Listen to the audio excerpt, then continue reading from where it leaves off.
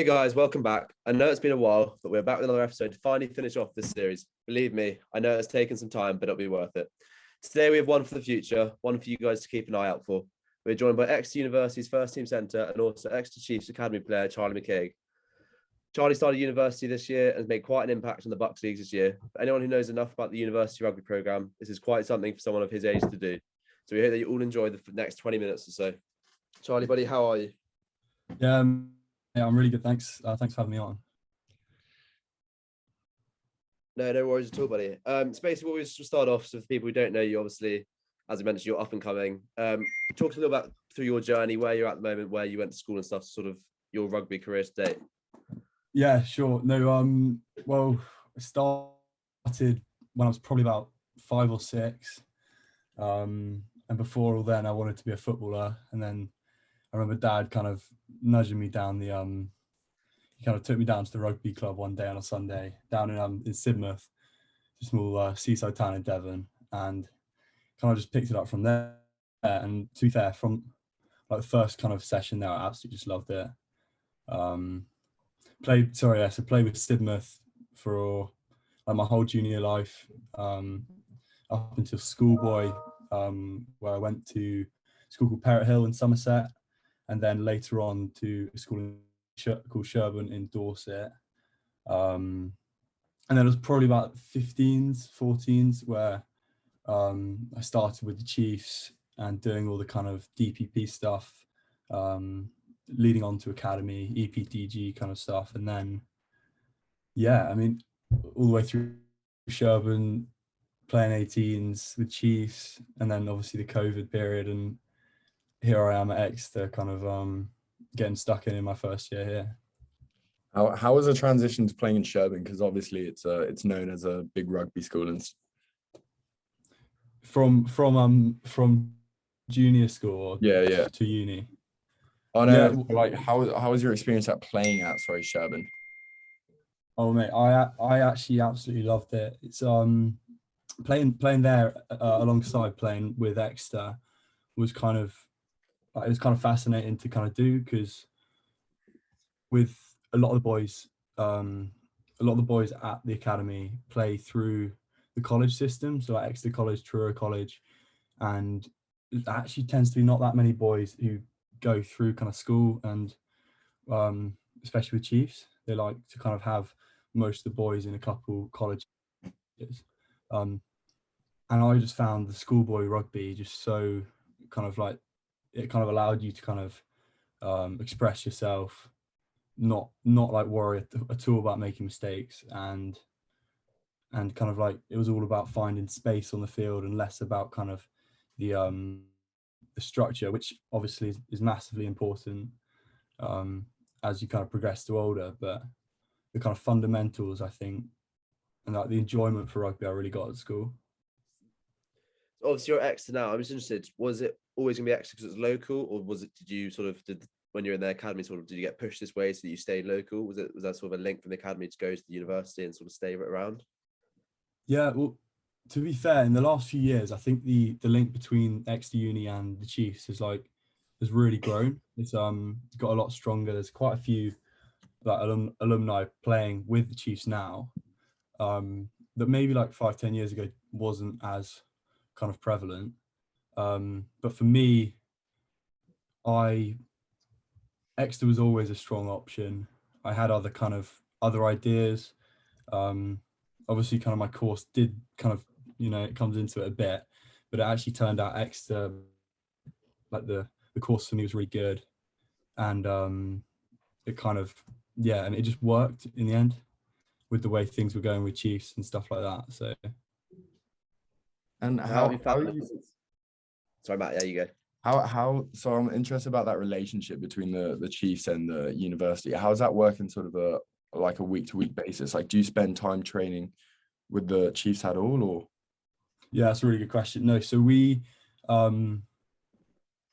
think the way Chiefs do it with a player like me, and with a couple of other lads in the same kind of boat as me, is they get me in when they can. But my week is kind of, the majority of it's based around the Bucks kind of rugby and stuff. So I'll train, like up until the Wednesday kind of exclusively in uni, because we play all our matches on Wednesdays, and then Thursday we'll kind of have off like down day, and then Friday and so I mean sometimes depending on Saturdays, like we'll get in with the club and get the kind of playing with the non-23 lads and actually getting stuck in there.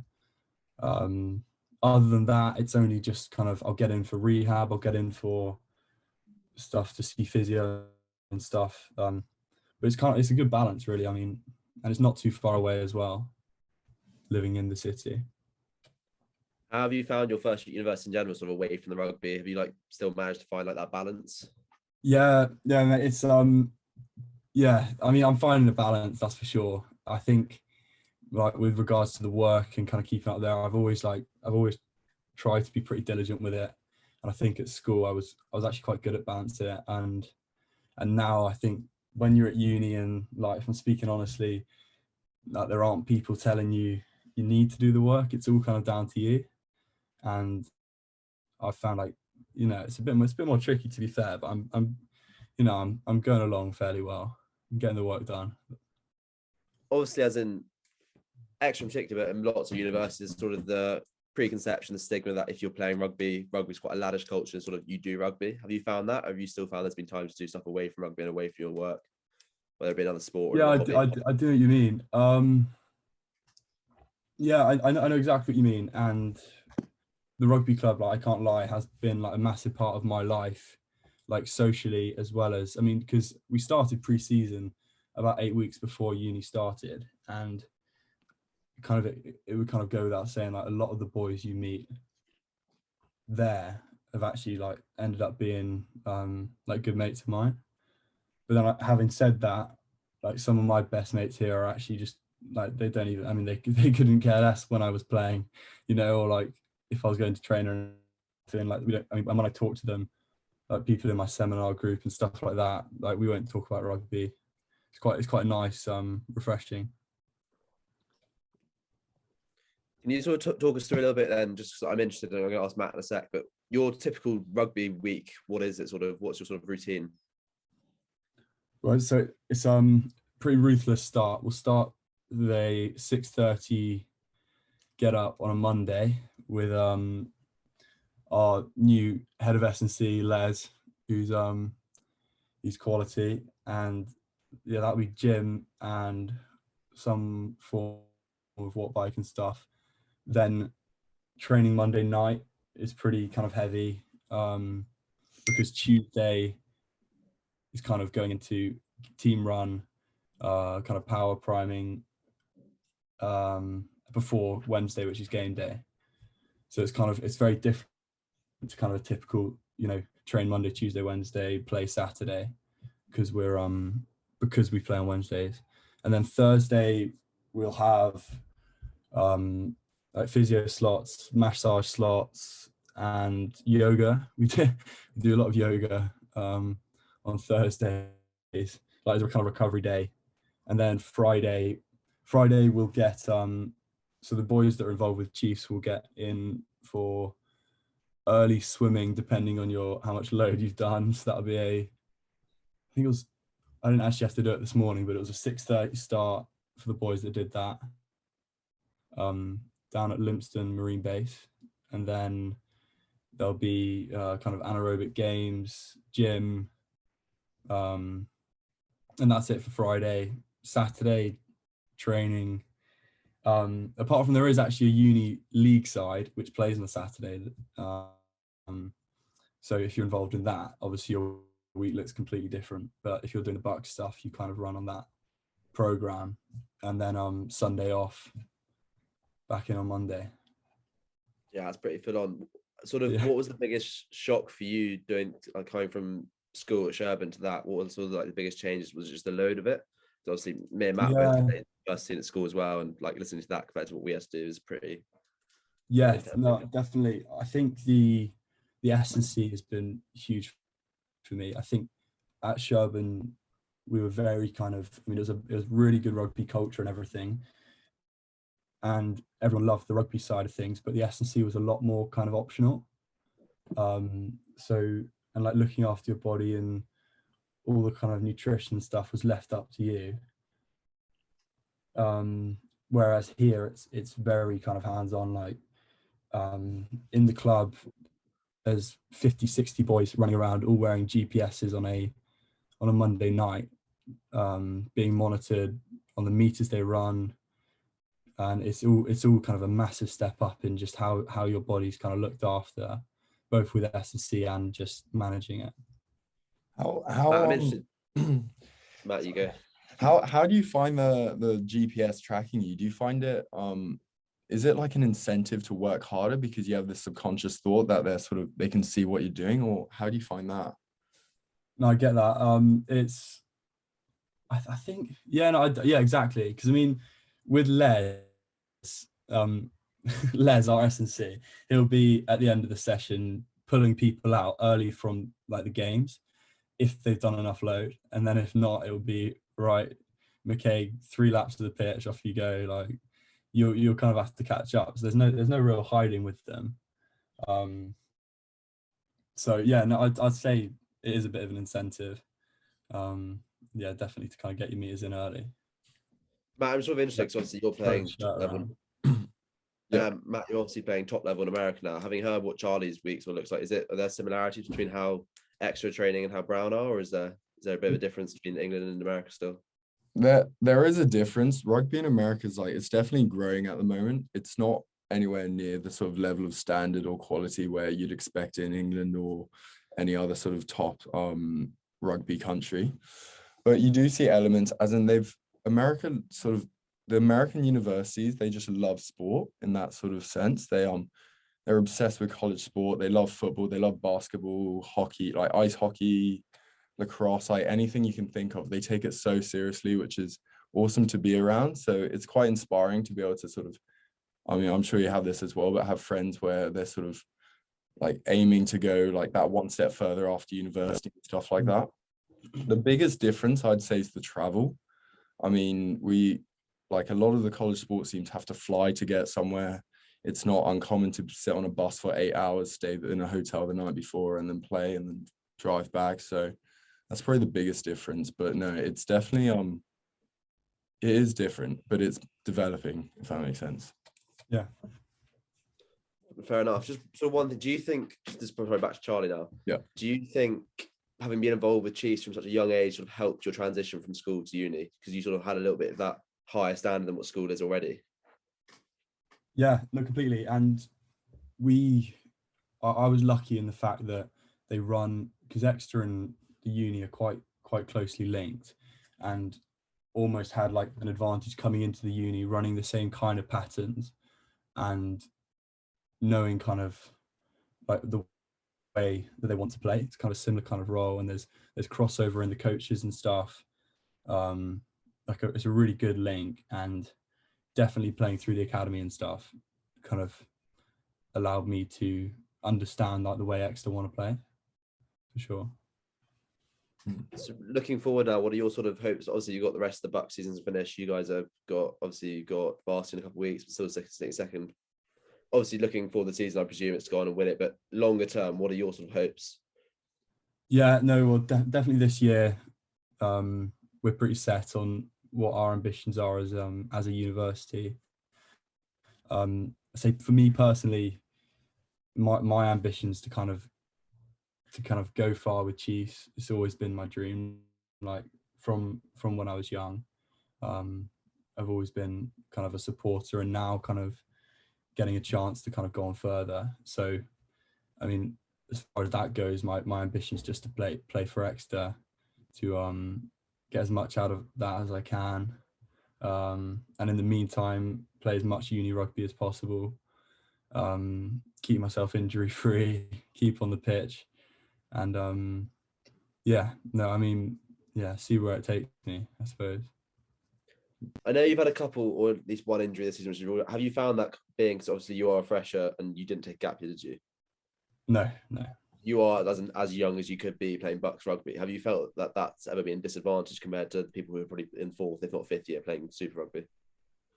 Yeah, I mean, probably the biggest step up from school to uni was definitely just, I mean, it's a step up to men's rugby, and almost missing that last year of school rugby, which is pretty gutting because of COVID. We kind of like, I didn't really have that chance to kind of like play another year like of you know, like progressional rugby, playing with older boys and getting used to it. So when I turned up at pre-season, having not really, well, I played a few games this year, but when I turned up at pre-season, seeing all the uni boys and some of the outrageous like rigs on these lads, especially these uni boys, some of them are just huge. And even in my position as well, like some of the boys are just like, yeah, they're massive, and they're older than me. And yeah, I mean, coming into that was the kind of the bit I was like, right, this is it. This is the level I've got to get to kind of compete. I mean, allow yourself to be big-headed here, but did you come in knowing that you were going to be up there mixing it with like pretty confident you're going to be involved with the first 15, or was that sort of something that it was a pleasant reward of your hard work when you got there? Not at all. When I kind of talked through with Gibbo, our head of academy, at the beginning of the year, and we were kind of setting out goals, it was quite a confusing one, because having had so much time off because of COVID, it was quite hard to know where I was at. And coming into pre-season and off the back of like a pretty kind of tough summer, like just trying to get fit and trying to put on some weight and be in good shape. Like coming into the pre-season, I genuinely had not a clue where I would stand, especially amongst an Exeter Uni side that in the last 4 years had a lot of success. So yeah, honestly, coming in, I had no idea where I'd play, whether it would be fresh ones or in and around it. I didn't know. I mean, yeah. How did you sort of deal with competing against the older guy in terms of like mentality? Like these people have probably been at the uni for 3-4 years, and they've probably like sort of cemented themselves in terms of the club and socially and where they stand. What was it like coming in as a fresh and sort of doing so well off the start? Did you have any sort of, not grudges, but competitiveness from others? Or I know what you mean. Like there's always kind of a competitive like edge, especially like as it should, especially in such a and like so there should be. I've actually found, I mean, I think quite a lot of the lads here, like, we deal quite well with leaving it on the pitch. I personally think I can do that pretty well, and have done. I mean, some of the boys that we're all fighting for the same shirt, but we're all mates off it. Some boys like going out for injury, or you know, like not getting selected one week. I feel like it's actually been really like nice the way it's like been able to deal with it. I think, and I guess haven't had no issues. Yeah, and I guess you just take your opportunity when it comes. Like if you get 5 minutes due to someone getting injured, or you're starting because of you've trained well, you just take what you can get and do the best you can, which is exactly to have as a club, I'm sure. Yeah, for sure. Quite a random one here. I've literally just come up with on the spot.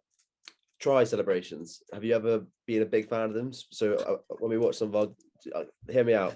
When we watch some of our, we sort of do some research behind our guests, and Matt and I were watching one of your, I think it was under 18s against Gloucester, and we noticed you scored. I think you scored a try. There's no new celebration, but we watched one of your teammates score, and it had a full like rehearsed thing. Have you ever been one for a try celebration? It's sort of like a fist bump, high five, let's keep going. Well, I mean, that is when I actually score a try, which isn't actually that often. So I feel like I should save something up for when it does happen. But if you score against Loughborough at Varsity at Sandy Park in 2 weeks, what are you going to do? Mate, surely I'll have to talk to Arthur Relton. Surely you should pull like a Balotelli-esque thing, pull your shirt up and it says the Tap and Go podcast underneath in your you know what? on your chest. You know what? I mean, well, if I score at Varsity, what you say here, because we'll be holding you to that if you say yes. Yeah. Outside of rugby, have you been doing anything else? Sort of, what other hobbies do you keep yourself entertained with?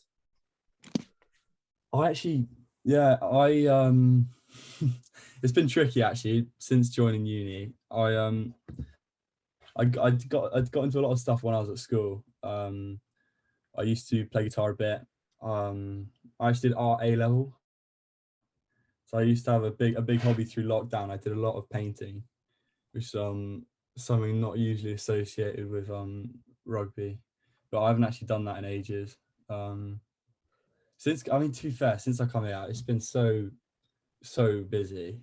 There's never a moment where I've felt like I've got enough time to do anything like that, which is, I mean, it will happen, it will come back, but there's always something to do. There's always kind of training, work to do, cooking, trying to meal prep, all of that. It's pretty full on. Yeah, Wednesday night TP does take up a lot of time.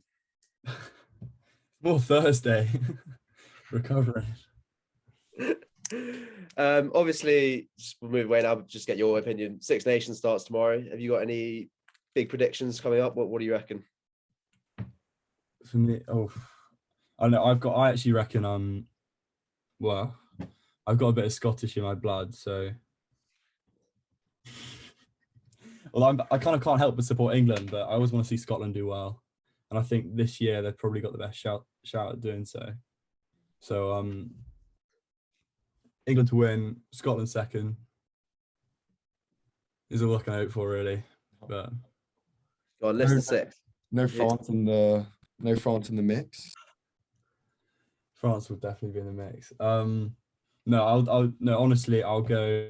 I think England will win. France second, Ireland third, Scotland, Wales, and Italy, I reckon. I think that's probably quite a safe bet. I'm not sure I'd be, yeah. Yeah. Fair enough. Any surprise packages and new players on the blocks who you think are going to come in and do a job? You know who I have been watching actually is he's another centre as well. Is a fellow who's playing for Ireland at the moment called James Hume. He's playing outside centre at, I think, Ulster, maybe Munster. I think Ulster, and he's class. He's good. And he's coming off the bench tomorrow, but I think he's one to watch. Fair enough. I don't think people are talking about him yet. I think he's a good player. I mean, it'll be funny when he scores a hat trick tomorrow, and then we release this clip saying that, and then well, we'll see. He's in my fantasy team anyway. There's a tip. So obviously, player of the tournament, obviously probably one of the bigger names. Who do you reckon is going to be someone who delivers over and over again, or is it going to be someone new? I reckon. I could see it being someone French, maybe Mac. He's pretty class, tearing up in he can't really have a bad game actually. It's kind of, I don't know how he does it. He can't really play badly. Mac, maybe. Dupont is always going to be in and around it. I don't know. Maybe it'll be someone a surprise. Who knows? I reckon Freddie Stewart's going to come through. Got a you feeling. Reckon? Matt, what do you reckon? Class. I don't think you can go very far with Dupont and Tamac. I think the combination they have and sort of, I guess they're playing for club together. It's just pretty formidable, hard to break these days. So I'm going to go for more, I think Dupont, to be honest. Fair enough. French heavy. What did you think of the England selection? I think a few were surprised by that back row, but on the bench. Yeah, Eddie doesn't really like wingers that much, it seems. If we do, we play them at centre and play centres at wing. That seems to be the thing. Oh no, it's not. I mean, well, it's a pretty strong lineup no matter what he picks. The squad he had was I mean, it's quite good load of players to work with. I do like, I mean, everyone's so excited to see how far Marcus Smith goes, especially, I mean, gutting for him, but like now Farrell's out because of injury. It's just a really good opportunity to see what Marcus Smith's got. Obviously, I'm buzzing for Sam Simmons off the starting at 8, which will be class. I mean, he's unbelievable. Like to train with as well, and just he's electric. I mean, most argue he's been hard done by, but you feel like this is his opportunity. He's got to take the Six Nations, because if he doesn't Yeah. perform the Six Nations, someone's going to be calling for Don Brandt's going to be take over, and Simmons might have missed it. Yeah. I mean, I feel like they've both had their kind of periods in the Premiership where they've just dominated. Like every headline is Simmons or Don Brandt, and it probably is. We're probably at a stage where it's a Don Brandt period right now.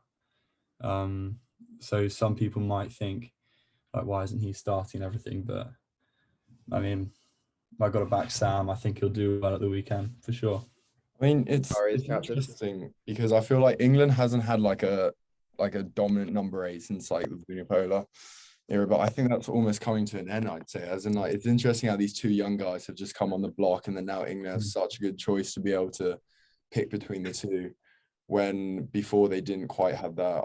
They weren't fortunate enough to have that. So it's always like, yeah, competition's always good, I feel, and they'll push each other, I'm sure. But I personally do agree. I think Don Brandt's I think he's got the pick over Simmons, but that's just me. Yeah. I guess we'll see then. Yeah. Time will tell. Well, Charlie, thank you so much for giving up your time. I know you've obviously got, as you told us now, you've got an incredibly busy schedule, so we're very happy that we finally managed to get this done. I know you've cancelled it a couple of times. We wish you the best of luck with the rest of your Buck season. Hopefully, any more Chief stuff that comes your way. But yeah, thanks so much for popping on. We hope that everyone listening to this really enjoyed it. Well, thanks very much, guys. Cheers. Cheers, mate. You. Well, we hope you guys enjoyed that episode as much as us. We wanted to also share some more news with all of you as well. It's come to a point where Matt and I are announcing the Tap and Go, as it currently appears, we're going to take a break. It will not be for good, that we promise. With us, however, we both reside on 2 different continents, and our guests are often a third, which has proven extremely difficult for us to regularly be able to record them to the standard and the quality that we hold ourselves accountable to. We're both extremely studied, doing our separate degrees, and it's been a struggle in the last 18 months to produce at the regularity and with the quality which we had in the first 6 months. Yeah, guys, it's been an unreal journey. It's like super grateful from both of us to be able to do like such an experience. We've learned so much about, I guess, rugby, but also we've like connected with so many people, and it's been incredibly fun. And the past 18 months has definitely been a lot of highs, which is always a good thing to look back on. And we actually have taken the decision to therefore change it up a little bit. And unfortunately, I think I'm actually going to be stepping back from the Tap and Go while I complete my studies here in America. But the Tap and Go won't completely die, of course. Freddie will keep going. He'll hold it strong, and I'm sure that he'll do very well with it. So I look forward to watching the episodes in the future. I mean, this podcast, it's been something which I've loved doing. I've loved doing it with Matt from the first, it being a hobby in lockdown when COVID-19 hits now. It's incredible to think. I mean, Matt will agree with this, what we've achieved together with our very limited experience and knowledge at the start. We also want to thank all of our guests and all of you, our listeners, for making it what it is. I mean, we wouldn't be doing it if we didn't think people wanted to tune in every week. It's something we've both definitely learned a lot about, both ourselves and about the industry. We'll look back at it with a lot of fondness, but now we're excited about the future and what it will bring. As Matt said, I'll definitely be back at some point. I think it's going to be quite a little bit break now. And then, I mean, I've got an open invitation to Matt to return whenever he wants. I hope he'll take that up with his open arms. But I'll definitely see you guys soon with hopefully an exciting stage with the Tap and Go. But for now, guys, it's goodbye. Signing out.